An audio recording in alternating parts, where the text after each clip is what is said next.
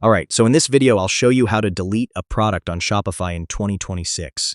If you want to remove old items or clean up your store, this is the quickest way. Yeah, so let's go step by step. First, open your browser and log into your Shopify account.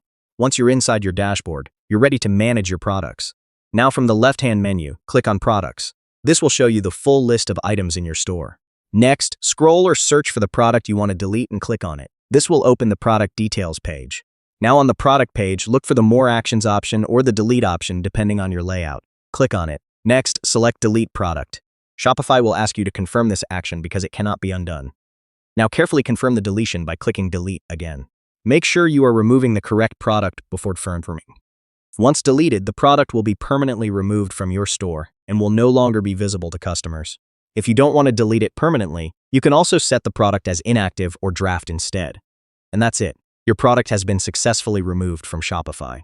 If this video helped you, make sure to hit like and subscribe for more simple Shopify guides like this. I'll see you in the next one.